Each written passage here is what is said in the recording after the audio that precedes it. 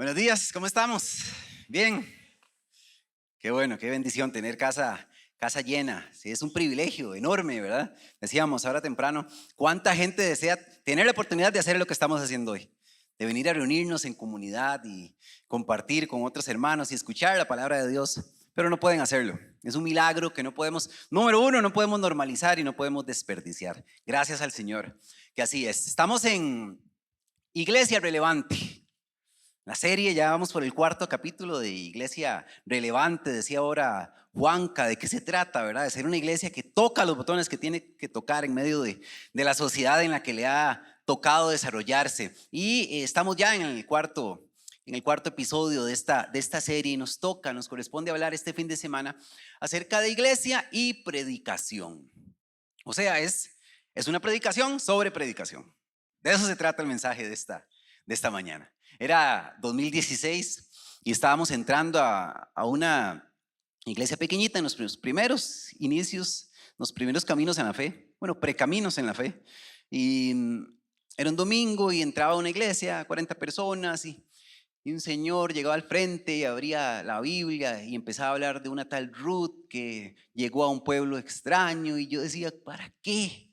O sea, ¿para qué hacer esto? O sea, yo puedo, si quisiera leer la Biblia, puedo quedarme en mi casa, tranquilo, sin desplazarme, sin venir a incomodarme. Hoy juegas a prisa. Llevaba ya 33 copas en ese momento. Yo decía, ¿para qué? Mejor voy al partido, después leo. Y es una pregunta muy válida que podemos hacernos, porque hoy millones y millones de personas se reúnen delante de alguien que va a abrir la Biblia y que va a extender un mensaje bíblico, un mensaje de parte de Dios. Millones de millones de millones. No hay ningún evento, ni deportivo, ni cultural, que convoque la cantidad de gente que convoca un domingo reunirse a través de un mismo objetivo, que es ir a escuchar la palabra. Y uno podría preguntarse, ¿por qué? Sobre todo en un mundo que nos empuja hacia el individualismo todos los días. Trabajamos solos. Si se trabaja en casa muchas veces, ahí en una oficina, solo. De vez en cuando veo a alguien, cuando almuerzo, cuando viajo, solo. Si voy en bus, audífonos. En la fila, audífonos. Estoy solo. Algunos van al cine solos. ¿Ayudas al cine solo alguna vez? Se va al cine solo. El mundo nos empuja a vivir la vida solos, a caminar solos. De vez en cuando alguien nos acompaña, pero solos. Y entonces venimos y lo extrapolamos a nuestra vida de fe. Y entonces entendemos que esto básicamente se trata de un proyecto personal, Dios y yo y yo, y yo y Dios y los demás. De ahí que se la jueguen. Si nos vemos allá al otro lado, todo bien, pero mientras tanto, esto es opcional, diría alguien. El caso es que, según la Biblia, esto no es un accesorio, esto no es prescindible. Encontramos allá en la carta a los Hebreos, en el capítulo 10, usted recuerda, ¿verdad? No dejen de congregarse para animar a los demás, no dejen de estar juntos. Pero también encontramos a Jesús determinando nuestra misión allá en el Evangelio de Mateo, y él dice, su misión, cuando la describe, es vayan, hagan, bauticen, enseñen, todo en plural. Nuestro objetivo como comunidad es un objetivo comunitario. Tenemos un objetivo en común: enseñarle al mundo cómo se vive en el reino de Dios y hacer que sea atractivo para los demás, traerlos acá y que el poder de Dios los transforme. Ese es nuestro objetivo en común. Hablaba con Mariano, el muchacho que debutó hoy en la banda, que es de mi grupo pequeño, de amigo mío, y me contaba que tuvieron que estar ensayando mucho durante esta semana, que tuvieron que ensayar, que tuvieron que prepararse, que vinieron entre semana, que vinieron fin de semana desde muy temprano, que vienen un día como hoy desde las 7 de la mañana a seguir ensayando, porque podrían decirle a todos, bueno, cada uno en su casa, juéguesela y después vemos a ver cómo nos sale el fin. Pero no, porque todos tienen que venir a ver si están entonados, si están afinados, si verdaderamente las capacidades y los dones y habilidades que cada uno tiene suman al objetivo común que tienen ellos como banda. Y así funciona en un equipo de béisbol, de basquetbol, así funciona en una orquesta, en un ejército. Los soldados no van a entrenar a sus casas solos y después van a la guerra, no, van al campo de entrenamiento juntos, porque ocupamos nutrirnos juntos, ser dirigidos juntos para alcanzar los objetivos que tenemos como grupo. Y este es nuestro campo de entrenamiento, es justamente lo que venimos a hacer, exponernos para ver qué quiere decirnos Dios sin que yo elija el tema, sin que yo elija la cantidad de páginas, sin que yo elija los personajes o el norte, sino qué quiere decirme Dios, cómo me lo quiere decir, de qué manera Él sabe que yo necesito recibir este mensaje. Eso es lo que hacemos. Sin nuestra elección, que Dios diga, este es el mensaje que traigo para ti. Eso es lo que necesitas escuchar hoy. Entonces, vamos a la narrativa bíblica y ha sido el modelo desde el principio. ¿Cómo se le llamaba? ¿Cómo dice la carta de Pedro? ¿Cómo llama Noé en la carta de Pedro? Se dice que Noé era un predicador de justicia.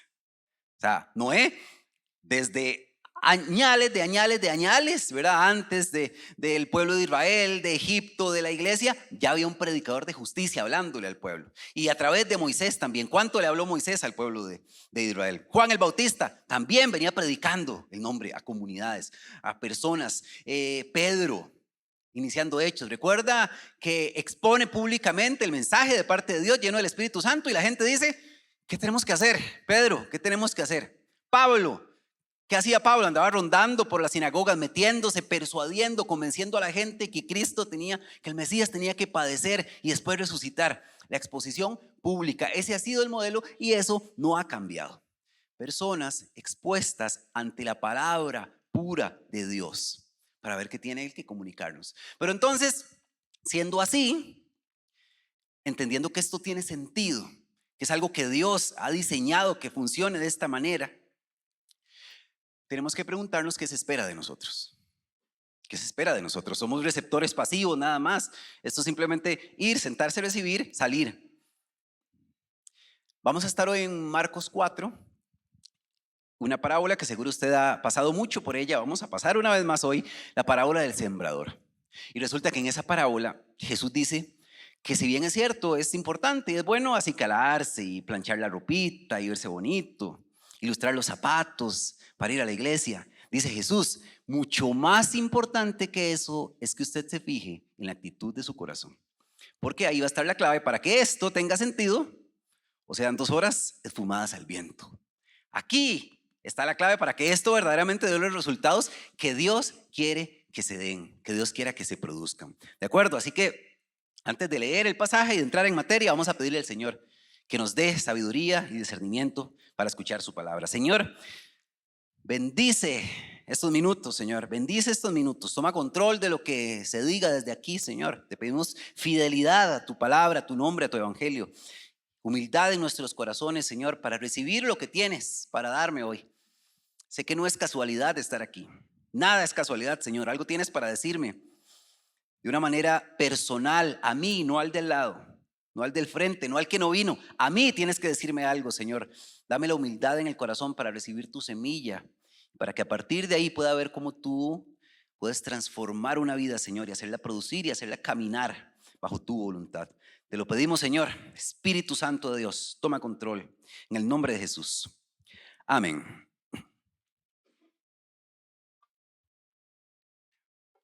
Me eché agüita fría. Es que ayer me decía la gente, ¿qué anda ahí? Mate. Y yo, no es mate. Agua fría. Me lo aclaro porque alguien puede estar distraído pensando si tengo mate. Nunca he probado mate. Tengo que decirle a Coco que me regale. Marcos 4, capítulo 4 de Marcos, desde el versículo 1, se narra la parábola del sembrador. Usted seguramente la ha escuchado, es una parábola muy leída, muy predicada, ¿verdad? Vamos a ir sobre ella y es trascendental estudiar esta parábola y es indispensable para que yo aprenda a caminar el camino que Dios tiene diseñado para aquellos que se hacen llamar sus hijos. Desde el versículo 1 leo la parábola. De nuevo comenzó Jesús a enseñar a la orilla del lago. La multitud que se reunió para verlo era tan grande que él se subió a una barca en el lago y allí se sentó mientras toda la gente se quedaba en la orilla. Exposición pública de la palabra. Entonces se puso a enseñarles muchas cosas por medio de parábolas y como parte de su instrucción les dijo, pongan atención, un sembrador salió a sembrar. Sucedió que al esparcir él las semillas, una parte cayó junto al camino, llegaron los pájaros y se la comieron. Otra parte cayó en terreno pedregoso sin mucha tierra. Esa semilla brotó pronto porque la tierra no era profunda, pero cuando salió el sol, las plantas se marchitaron y por no tener raíz se secaron. Otra parte de las semillas cayó entre espinos que al crecer ahogaron las plantas y no dieron fruto. Pero las otras semillas cayeron en buen terreno. Brotaron, crecieron y produjeron una cosecha que rindió hasta 30, 60 y 100 veces más. Y a este punto, nadie había entendido nada. Y los que creyeron que habían entendido, se fueron con la idea que habían asumido que era la correcta, porque es una historia que tiene mucho que ver con su realidad, de ir y sembrar, de cosechar. Pero probablemente decían, bueno, esto tiene que ver con que hay que tener cuidado donde uno echa la semilla, o que hay que ver de qué manera buscamos arar el terreno antes de echar la semilla, o no, que definitivamente hay suelos en donde la semilla no va a germinar, un tema agrícola. Pero hubo otro grupo que vino y que le preguntó a Jesús, sus discípulos. Usted ahora en casa, cuando haga su tarea de leer Mateo 4, se dará cuenta de algo interesante que dice entre la explicación y la parábola, cuando Jesús hace referencia a un pasaje de Isaías, cuando dice, a ustedes se les explica, pero a todos los demás se les hablan parábolas para que oyendo no oigan y viendo no vean. Y esto es porque no entiendo y no me interesa preguntar. Entonces, oyendo no oigo y viendo no veo. Pero a los que les interesa, Jesús, ¿qué significa esto? No entendimos nada. Eso es lo que hacen los discípulos. Bien, versículo 13. Esto es importantísimo. No entienden esta parábola, dice Jesús. Y escuche, ¿cómo podrán entonces entender las demás? Yo no había leído esto hasta esta semana, o por lo menos nunca lo había profundizado. Y esto es interesante. Porque Jesús está diciendo que si alguien no entiende la parábola del sembrador, cierre su Biblia porque no va a entender nada más, no va a entender nada del evangelio si no entiende esta parábola. Si no entiendes esto, ¿para qué vas a escuchar lo demás? No lo vas a entender. ¿Por qué? Porque esta parábola es Jesús enseñándome a oír la palabra. Es en una exposición comunitaria de la palabra, ¿cuál debe ser mi actitud? Y es una parábola que explica por qué alguien puede estar expuesto una y otra vez ante la palabra de Dios y ante predicaciones y ante exposiciones y ante el grupo pequeño y no pasa nada en su vida. ¿Por qué? No tiene que ver con cuántas veces cae la semilla, tiene que ver con lo que pasa aquí. Puede caer 1.000.000 de veces la semilla, que si el corazón no es el adecuado, la semilla solamente desaparece.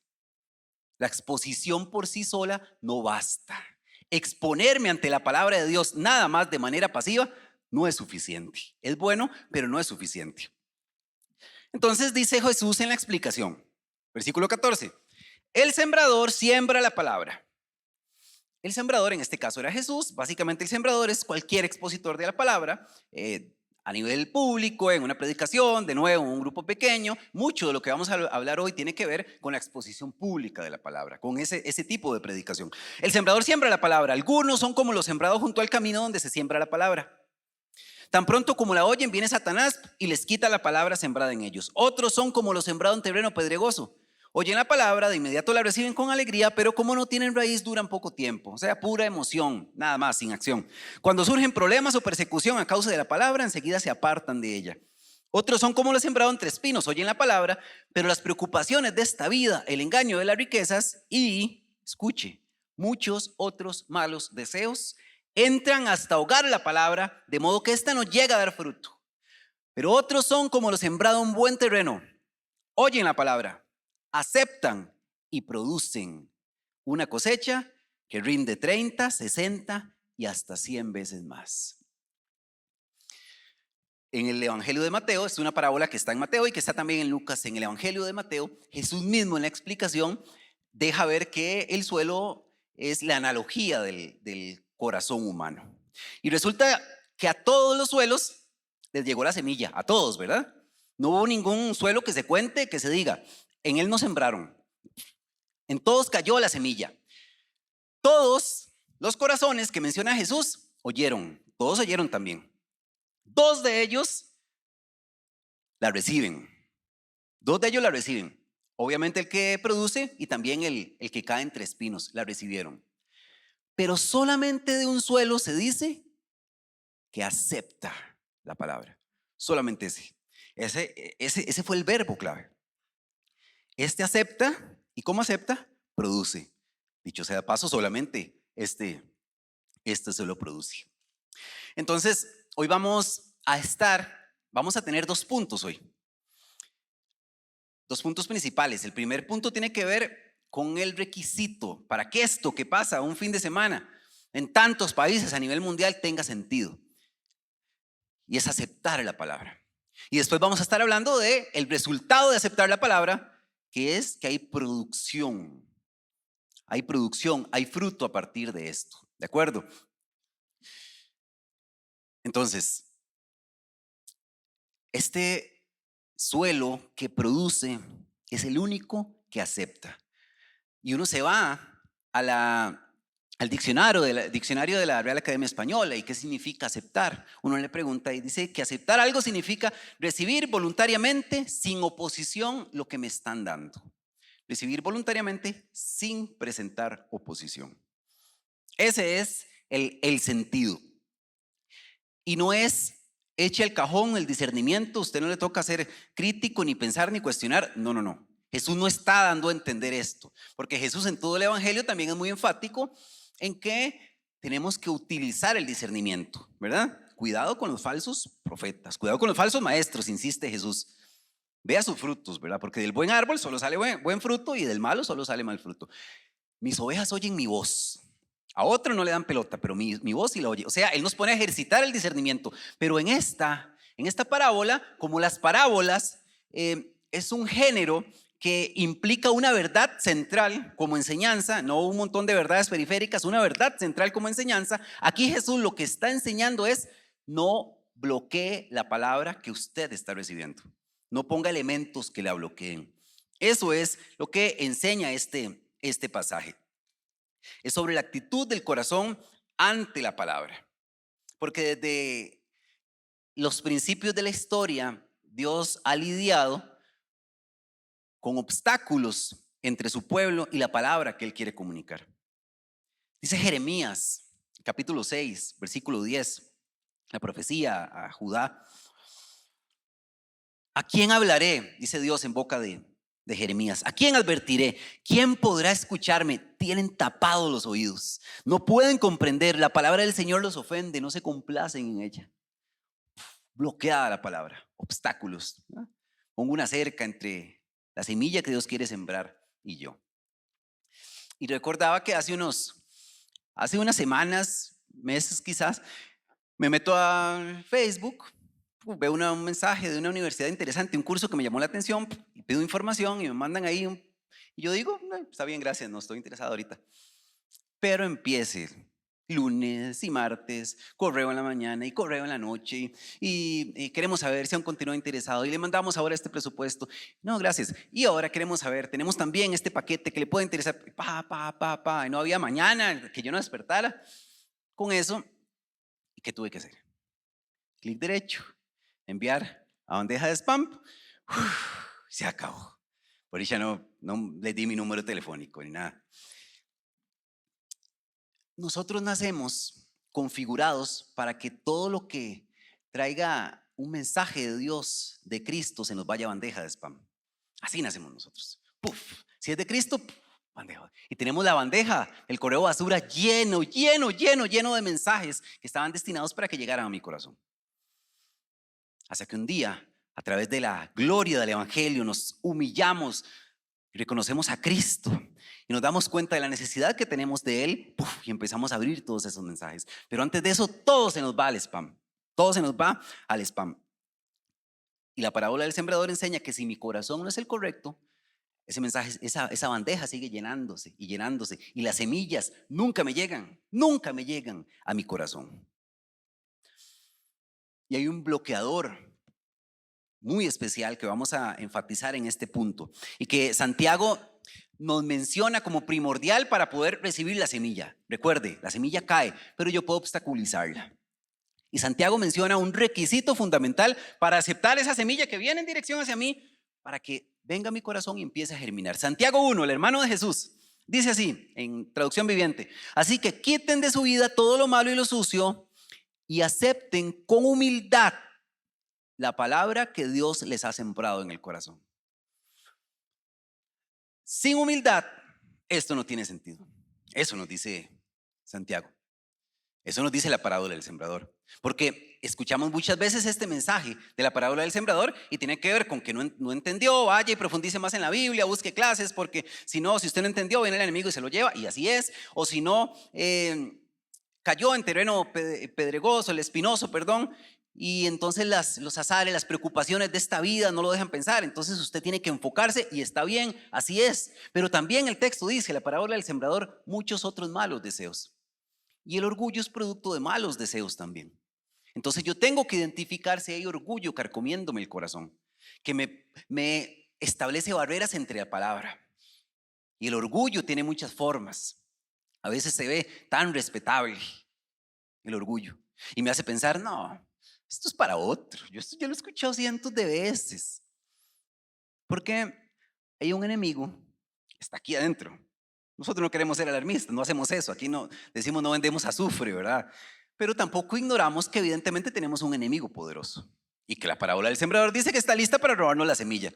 Y un enemigo también entra aquí, sin duda alguna, y está al acecho de cualquier distracción para hacer, ¡puf! Adiós semilla. Adiós semilla, quedó vacío ese corazón. Y el orgullo dice, esto es para el del frente. Adiós semilla.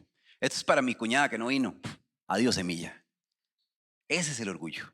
Eso hace el orgullo. Y hoy vamos a estar hablando, ahorita en este punto, de 3 corazones contaminados por el orgullo. En donde el orgullo llegó y contaminó de tal manera, descompuso el suelo que esto no puede germinar. Eso hace el orgullo. Y como suele ocurrir cuando se expone la palabra, el primer confrontado con la palabra de Dios es a quien le corresponde comunicarla. Y en diferentes etapas de mi vida yo he pasado por los 3 tipos de corazón. Y en algunas todavía me cuesta luchar. Y mi nota todavía no es la mejor en varias de ellas. Así que no es a partir de la inmunidad que lo comunico, sino también a partir de esa lucha en común que todos tenemos. ¿De acuerdo? Entonces, necesito humildad para recibir la palabra. El orgullo es un bloqueador. Y vamos a ver 3 corazones que pueden estar contaminados por el bloqueo del orgullo. Número 1, corazón consumista. Corazón consumista. Vivimos en un mundo que vende experiencias, ¿verdad? Le llaman ahora el marketing de las experiencias. Ya el producto o el servicio pasa a un segundo plano, no es tan trascendental como que alguien diga, wow, sentí bien, me gustó, disfruté. Ese es el mundo en el que vivimos. Mundo de reseñas, de likes, de estrellas. Y seguramente usted ha recibido llamadas. No le quito 2 minutos, es una encuesta de 3 preguntas, ¿cierto? O el correo que dice, presione aquí nada más, díganos si nos recomendaría o no nos recomendaría. ¿Por qué? Porque una recomendación, porque un consumidor satisfecho vale oro comercialmente. Vale oro, ¿verdad? Más que cualquier campaña publicitaria. Que usted diga, wow, qué rico rice and beans venden en ese lugar. Wow, la gente va. Porque es una recomendación, porque es más fiable que un anuncio queriéndome vender algo, ¿verdad? Y entonces nosotros como consumidores nos dimos cuenta que tenemos el poder, ¿cierto? Aquí, ¿cómo le dicen? Sí lo puedo quemar, sí lo puedo quemar. Porque no es lo mismo ponerle a alguien 2.5 estrellas que ponerle 5 estrellas a ese hotel, ¿verdad? No es lo mismo. Fácilmente yo a un dedo de distancia puedo pasearme en la reputación de un hotel, y peor si no deja un comentario, ¿verdad? No sé si a usted le pasa como a mí, que yo voy a un Airbnb antes de rentarlo. Puede tener una vista lindísima, puede tener una sala preciosa que hasta da gusto lavar trastes ahí, pero si la calificación está debajo de 4, por lo menos ese es el listón que yo pongo. No sé si usted es más condescendiente. Yo de 4 para abajo lo pensaría demasiado. Porque quiere decir que otros fueron y la experiencia no fue tan gratificante, ¿cierto? Entonces, como somos los consumidores, podemos exigir, ¿verdad? Porque somos los de la fiesta, somos quienes pagamos la fiesta, somos el centro del evento. El problema es que este corazón consumista viene y quiere extrapolar esa misma realidad a la vida de iglesia. Y entonces venimos aquí con mentalidad de consumidor. Y traemos las expectativas incorrectas. Porque llegamos a pensar que todo lo que pasa en una reunión como estas se trata de mí. Para que yo la pase bien, para que yo me sienta bien, para que yo disfrute. Decía Gregory Ogden, un pastor y cristiano, autor muy reconocido, dice: como pastor, sabía que muchos miembros llegaban al culto con una mentalidad de consumo. Creían que la responsabilidad de los que presiden y dirigen es ofrecerles un show entretenido y emocionante, mientras que la labor de los asistentes era evaluar el culto y poner una nota al final. Muchos domingos, cuando llegaba al final del servicio y miraba a la congregación, me parecía como si estuviera viendo a muchos de ellos alzar sus carteles de puntuación: 6, 9, 7.5. Me sonaban extraños comentarios como: hoy sí me gustó el culto, cuando se trata del culto de adoración al Dios vivo. Y yo pensaba, a quien debería gustarle es a Él. ¿Qué dice él? Que el corazón consumista viene a una reunión como estas pensando: espero que me guste. Ojalá que la alabanza esté bonita, porque si no. Y yo he pasado por esto. De nuevo, se lo digo porque yo me he sacado mala nota en esto. Yo he salido diciendo: es que la alabanza hoy le faltó un poquito. Esas canciones ni me las sabía. No, mejor escribo para que pongan ondas, que pongan las de Van Craft, que son las que me gustan. Mientras que el corazón humilde dice: yo espero que esto le guste a Dios. Yo espero que Dios sea exaltado, sea alabado, sea adorado, porque es el que merece adoración. Yo espero que Dios, al terminar este servicio, nos ponga likes a todos, porque todos adoramos a Dios y lo exaltamos y lo bendecimos como el único que lo merece. Eso hace el corazón consumista. Dios, que seas adorado en esta reunión, que verdaderamente tu nombre sea exaltado. El corazón humilde, perdón. Que tu nombre sea glorificado. Cuesta, cuesta. Pero de la realidad, así debe ser. Está bien que nos sintamos bien, está bien que seamos consolados, abrazados. De eso se trata también, pero en primer lugar, ¿de qué se trata una reunión como estas? Que el nombre de Dios sea exaltado y que podamos salir de aquí adorando a Cristo con más fuerza que como entramos. Número dos. Número dos es el corazón peligrosamente selectivo.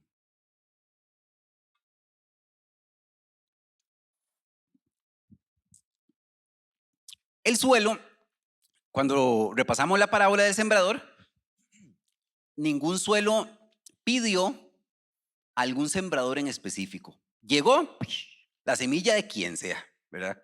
Hasta del que produjo, del suelo que produjo. Pero, decía alguien por ahí, para gustos, los colores, ¿verdad? Para ropa, para la comida, para las películas y para predicadores también, ¿cierto? Es normal tener preferencias, tengo más afinidad, me gusta más este ritmo, me gusta más este tipo de voz, como sea. ¿Cuándo es un problema esto? De nuevo, yo no me saqué las mejores notas en esto. Hace, no sé, tal vez unos 8 años estábamos con la furia de que traer gente a la iglesia, vamos, que invitar, digan, voy a invitar a Alonso para que venga este fin de semana. Sí, no, mejor que venga el otro que predica Ricardo, este fin no. Sé que a nadie aquí le pasa, solo a mí, pero se los cuento, aprovechando que hoy Ricardo está en San Vito y que nadie le va a contar. Yo decía, no, este fin no podemos ir a la playa porque el otro sí, predica otra persona.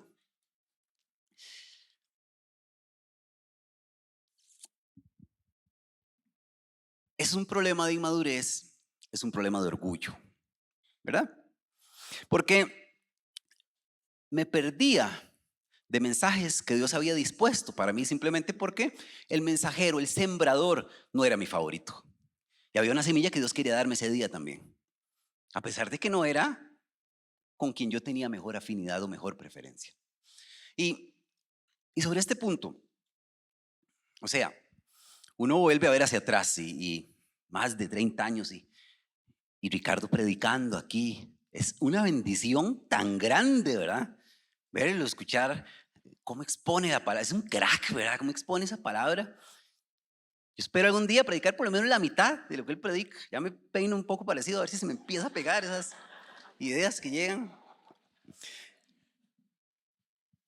Pero el caso es que yo no puedo ser tan orgulloso de decirle a Dios, Dios, hoy no quiero recibir tu semilla porque ese sembrador no me gusta.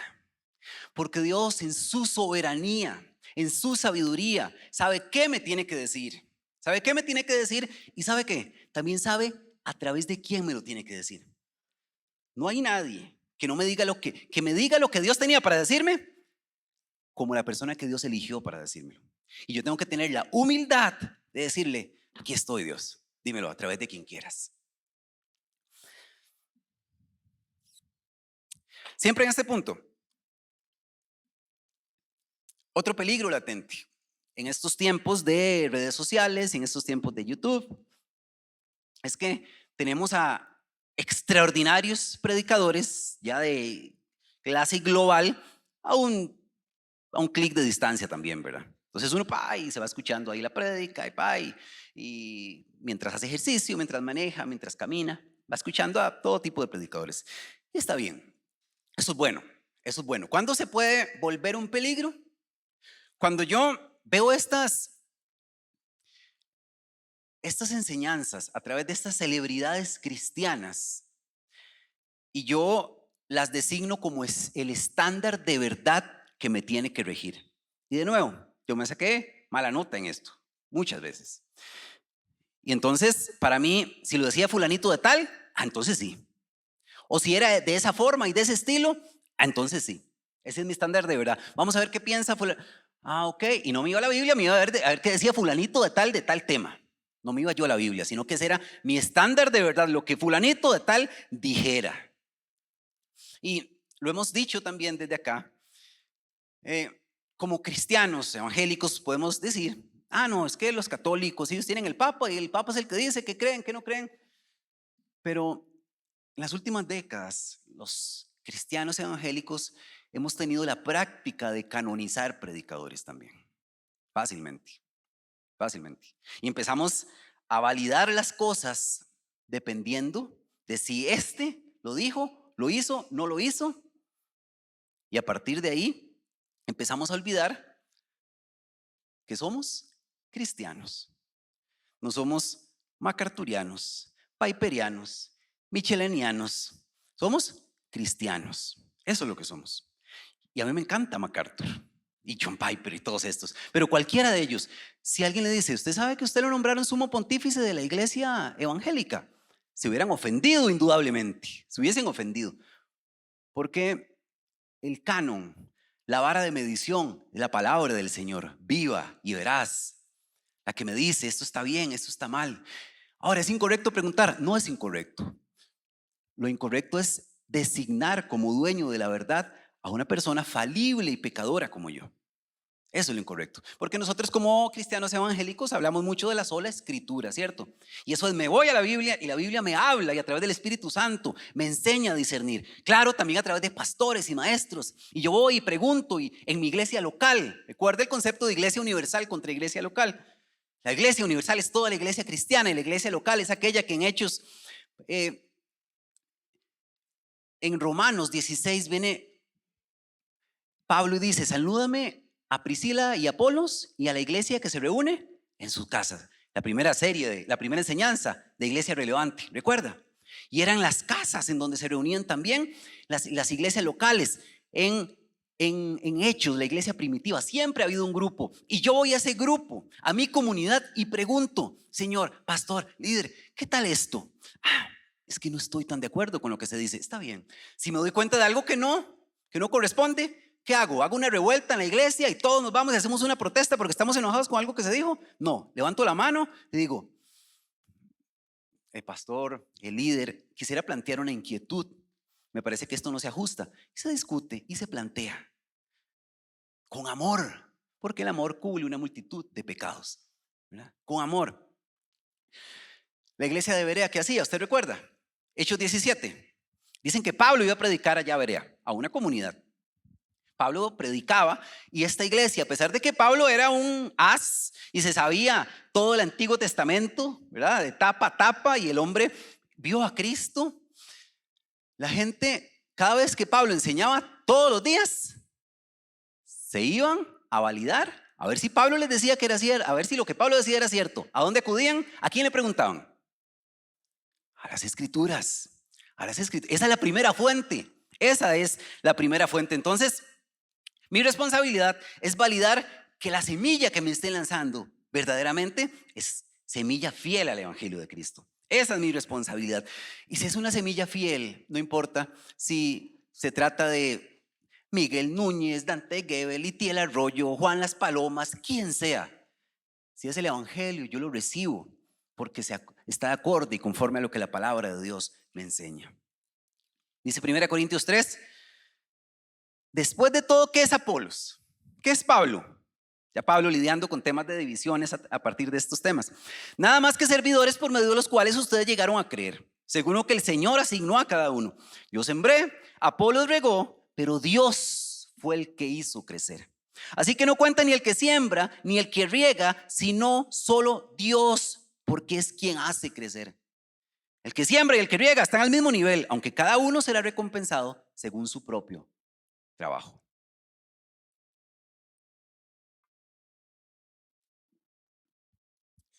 Estamos en el primer punto. Aceptan la palabra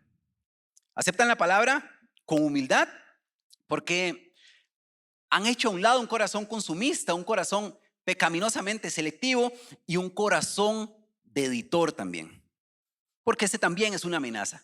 ¿Qué es un corazón de editor? Un editor en un departamento de prensa, en una agencia literaria, básicamente lo que dice es: esto se publica, esto no. Este tema se trata, este no. Es válido hablar de salud mental en un lugar como este.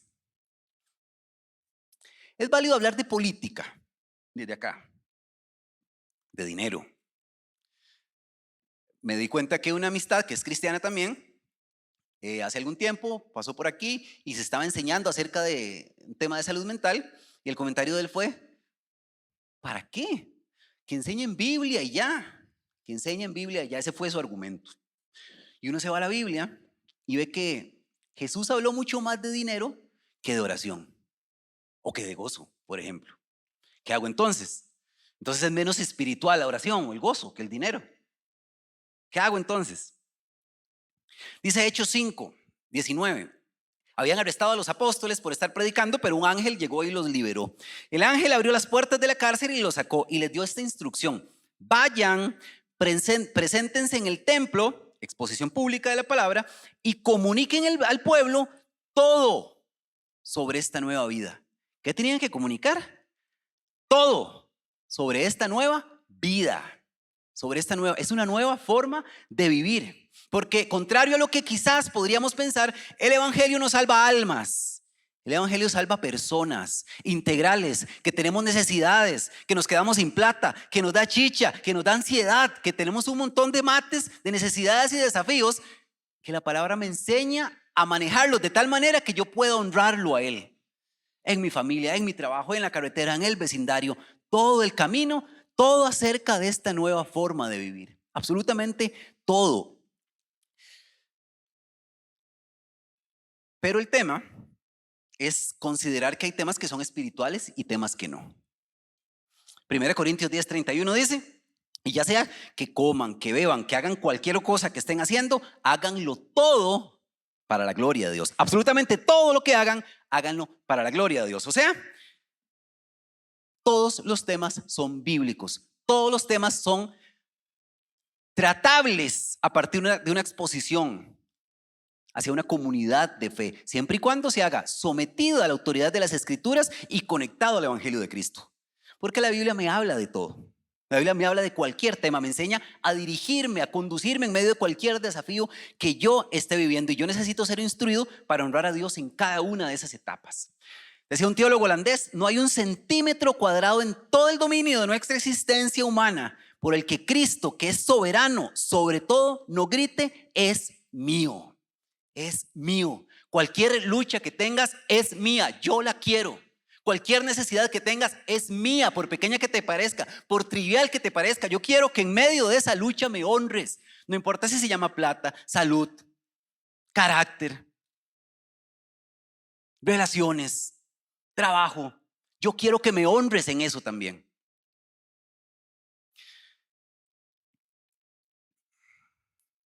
necesito recibir la palabra con humildad. Y necesito desterrar de mí ese corazón selectivo, consumista, ese corazón de editor que a veces cargo en la maleta cuando me expongo ante la palabra de Dios, para entonces poder llegar al resultado que todos buscamos. ¿Cuál es ese resultado? Dice la palabra que el buen terreno produjo una cosecha que rinde 30, 60 y hasta 100 veces más. Ese suelo, ese corazón que fue capaz de bajar las armas, de bajar la guardia, entonces pudo hacerle frente al enemigo que está listo, que está dispuesto a robarse esa semilla. Y empezó a brotar una plantita y empezó a producir de 30, de 60 y de 100. Porque lo leímos ahora, el que hace crecer es Dios. Su parte y mi parte es no poner obstáculos para que esa palabra llegue a mi corazón. Y el orgullo es un obstáculo muy difícil de vencer, pero necesario. Y ese que llega a este buen resultado de producir, ¿con qué fin? ¿Con qué fin? ¿Qué tiene que ver? ¿Qué es eso de producir? Produce. Básicamente Jesús está hablando de productividad, ¿cierto? Esa productividad cristiana. Y nosotros encontramos en la parábola del sembrador, y nosotros encontramos en el Evangelio de Juan, que producir básicamente implica darle gloria a Dios en las cosas que hacemos, en las cosas que pensamos, en las cosas que decimos. Lo estudiábamos este viernes en mi grupo pequeño acerca del Evangelio de Juan y estudiábamos Juan 17 y le dice Jesús en Juan 17 versículo 4 al Padre en esta oración sacerdotal, le dice: Padre, te he glorificado aquí en la tierra porque he cumplido tu voluntad. ¿Cómo se glorifica Dios? Cumpliendo su voluntad aquí en la tierra. Y uno va a Juan 15 versículo 8, dice Juan 15 versículo 8: mi Padre es glorificado cuando ustedes dan mucho fruto. ¿Cómo se le da gloria a Dios? Dando fruto. ¿Cuándo? Cuando recibo la palabra con humildad, puede germinar esa semilla. ¿Qué es dar fruto? ¿Por qué podríamos pensar? Es venir y cantar y pasarla bien y sentir bonito y servir un montón. Gálatas 5 habla del fruto del Espíritu y dice que el fruto del Espíritu es amor, es alegría, es paz, es paciencia, es amabilidad, es bondad, es fidelidad, es humildad y es dominio propio. Es decir, dar fruto es tener un cambio evidente de carácter. Una plantita de tomate cuando nace y da fruto no es invisible. La gente ve, ahí hay un tomate, ¿cierto? Cuando usted y yo empezamos a dar fruto, la gente lo nota, la gente se da cuenta. Y entonces, ¿por qué? Cambié mi carácter, y como cambié mi carácter, cambié mi sistema operativo. Entonces, un hombre y una mujer son un hombre y una mujer nuevas, porque bajaron la guardia delante de Dios y ahora son capaces de tomar decisiones que le honren a Él. Y hoy damos fruto de 30. Somos un poquito más pacientes, un poquito más humildes. Y mañana somos pacientes, somos más humildes, tenemos más gozo en el corazón, nos enfrentamos a esa prueba con más celo, con más entereza. Fruto de 60. Y después tenemos paciencia, tenemos humildad, tenemos gozo en el corazón, tenemos dominio propio, podemos decir que no más seguido. Tenemos bondad, tenemos fidelidad y la gente lo nota. Fruto de 100. Porque Dios nos va llevando en un crecimiento gradual. Eso es la parábola del sembrador. Concluyo. Vamos a terminar leyendo Mateo 13 y les voy a pedir que se pongan de pie, por favor, para que terminemos y después adoremos.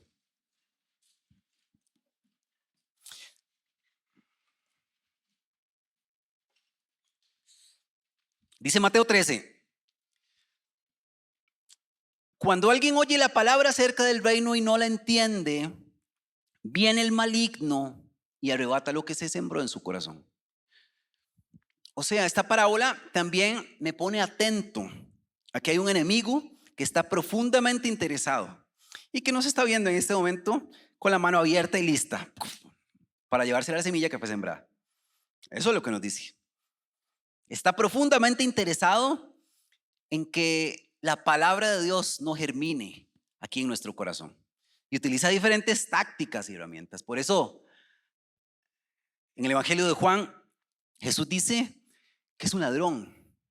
Y que el ladrón nada más viene a matar, a robar, a destruir. Es un ladrón. Eso es lo que hace. Él es un ladrón. Y está listo para robarse su bendición, para robarse la palabra de Dios sembrada en usted. Allí está. Lamentablemente, millones de semillas son sustraídas por él cada fin de semana. No se deje. No se deje. Blíndela. Es suya. Protéjala. Dios quiso sembrar una semilla en su corazón hoy. Cúbrala. Váyase meditando en la palabra de Dios. Léalo ahora en el almuerzo. Busque ahora Marcos 4 y lea la parábola del sembrador. Siga con ella en su corazón. Abrácela. Protégela. No le dé espacio, porque al mínimo espacio meta la mano y se la lleva. Y alguien podrá decir, ¿cómo? O sea, si este ladrón es tan poderoso, yo ya he recibido y por más que intento no doy fruto. No doy fruto de humildad, no doy fruto de paciencia, no lo logro. No doy fruto de dominio propio, sigo tomando decisiones que me avergüenzan. ¿Cómo hago? Es muy poderoso para mí. ¿Cómo hago? Déjeme decirle una buena noticia. Hubo alguien que luchó con este enemigo poderoso y lo venció. Y lo humilló públicamente. Lo ridiculizó. Y nos dice después, él es un ladrón. Él vino a matar, a robar. ¿A qué vine yo? ¿Saben a qué vine? Yo vine a darles vida, y a que tengan vida en abundancia, y a que produzcan fruto en abundancia, y a que sean más humildes, más pacientes, más fieles, que puedan decir no, que me honren. Yo vine a eso. Yo vine a eso. A eso vine yo. Y habla Lucas 13 de una parábola hermosa. Una parábola hermosa que habla de un señor que tenía un viñedo. Y este señor representa a Dios. Pero cuando fue a buscar fruto en ella no encontró nada. Puede ser su caso. Puede ser mi caso. Así que le dijo al viñador, y este viñador es nuestro Rey Jesucristo: mira, ya hace 3 años que vengo a buscar fruto en esta higuera y no encuentro nada. Córtala. Y le contesta el Señor, después de que le dijeron: córtala, que no ocupe más terreno. Señor, déjela todavía un año más. Déjela todavía un año más, para que yo pueda cavar a su alrededor y echarle abono. Tal vez así más adelante dé fruto. ¡Wow! Este es mi Rey Jesús. Este es mi Rey Jesús. Él se bajó a la tierra. Él vivió una vida perfecta. Hizo todo lo que yo no fui capaz de hacer. Le dijo que no a todo lo que yo le dije que sí. Él se mantuvo en pie cuando yo tropecé. Él dio fruto. Cuando yo no estaba dando fruto, Él dio fruto y glorificó al Padre, cuidando nuestras vidas, manteniéndonos intactos del enemigo. Él dio fruto. Sí podemos dar fruto cuando vemos a Jesús. Sí podemos, aunque hoy pensemos que no, que es muy fuerte para mí. Sí podemos dar fruto. Cuando usted diga: ya lo he intentado y no lo he logrado, vea a Jesús. Enamórese de Jesús. No busque con sus propias fuerzas vencer a ese enemigo. Es más poderoso que usted, pero Jesús es más poderoso que nadie. Enamórese de Jesús. Y cuando nos enamoramos de Jesús, somos más fuertes. Y la palabra empieza a echar raíces. Y empezamos a producir de 30, de 60 y de 100 para nuestro Rey, nuestro Señor Jesús. Vamos a adorar a nuestro Señor. Vamos a adorar al único Rey. Al que fue, que es, que vendrá, el alfa y omega. Tú me asombras, Dios, me asombras, Dios. Al Rey sentado en majestad, sea la gloria a ti por siempre. Tú me asombras, Dios, me asombras, Dios. Fue que es, que vendrá, el alfa y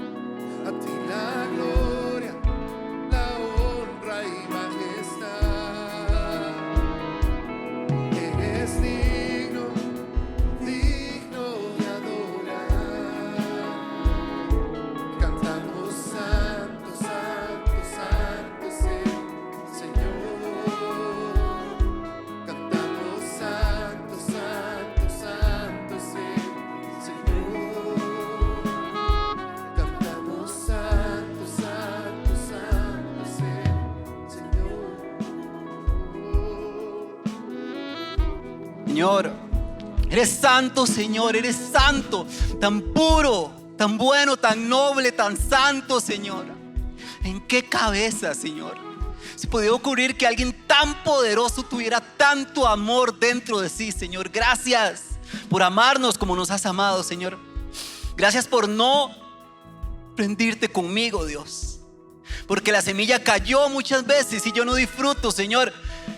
Y tú no descartaste este suelo, tú no descartaste este corazón, Señor. Gracias porque pudiendo descartarme, tú pides por mí un año más, un año más. Yo lo voy a cuidar, yo lo voy a sembrar, yo lo voy a abonar un año más.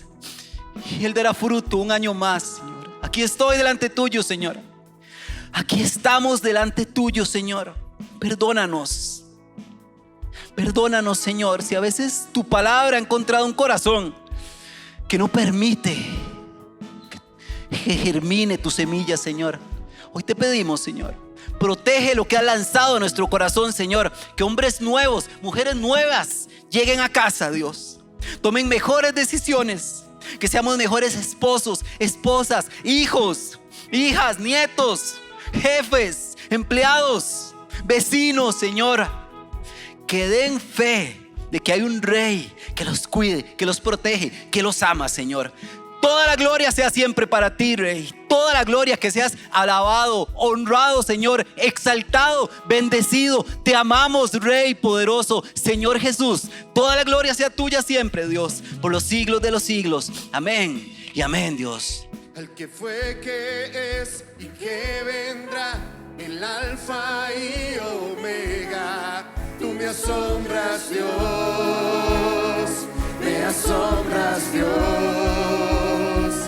Al Rey sentado en majestad, sea la gloria a ti por siempre. Tú me asombras, Dios, me asombras, Dios. Eres digno, digno de adorar. A ti la gloria.